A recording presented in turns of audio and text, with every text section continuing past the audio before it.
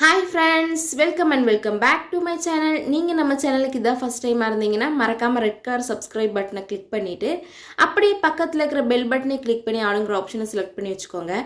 நான் போடுற இது மாதிரி ரெசிபிஸ் வீடியோஸ் எல்லாமே உங்களுக்கு நோட்டிஃபிகேஷனோட வரும். இப்போ வீடியோக்குள்ள போகலாம். கேரளாவில் எல்லார் வீட்லேயுமே இந்த ஒரு பொடி செய்வாங்க. ரொம்ப ஹெல்த்தியும் கூட. சின்னவங்கள்லேருந்து பெரியவங்க வர எல்லாருமே இந்த பொடி சாப்பிட்லாம். ஸ்நாக்ஸ் டைமில் ஸ்நாக்ஸ் இல்லாதப்ப இது மாதிரி செஞ்சு கொடுக்கலாம். மழையெல்லாம் வரும்போது இது மாதிரி பொடி சாப்பிட்றதுக்கு நல்ல கிளைமேட்டாக இருக்கும். இது எப்படி செய்யறதுனா, ஃபஸ்ட்டு பச்சரிசி மாவு நாங்கள் எப்போவுமே பல்க் அமௌண்ட்டில் பொடி பண்ணி வச்சுக்குவோம். அதுதான் சம்படத்தில் போட்டு வச்சுருந்தோம்.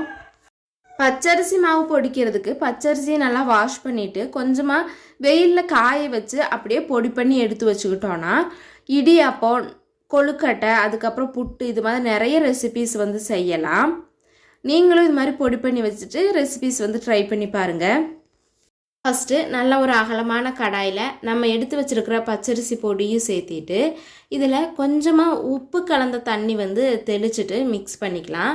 ஏன்னா மாவு நம்ம ஃபஸ்ட்டே அரைச்சி வச்சதுனால ரொம்ப தருதருன்னு இருக்கும், சாஃப்டாக இருக்காது.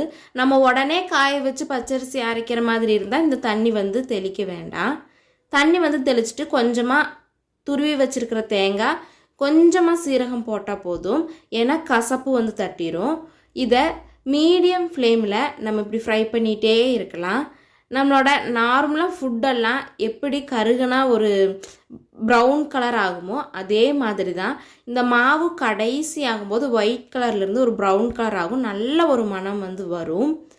அந்த டைமில் இறக்கி வச்சுட்டு நம்ம நல்லா ஆற விட்டுட்டு ஒரு பாக்ஸில் போட்டு ஸ்டோர் பண்ணிவிட்டு நமக்கு எப்போவெல்லாம் தேவைப்படுதோ கொஞ்சமாக ஒரு பவுலில் எடுத்து தேவையான அளவு சர்க்கரையும் சேர்த்திட்டு நல்லா மிக்ஸ் பண்ணி கொடுத்தோம்னா எல்லாருக்குமே ரொம்ப பிடிக்கும். மறக்காமல் ட்ரை பண்ணி பாருங்கள். வீடியோ பிடிச்சிருந்தனா லைக் பண்ணி சப்ஸ்கிரைப் பண்ணிக்கோங்க. தேங்க்ஸ் ஃபார் வாட்சிங்.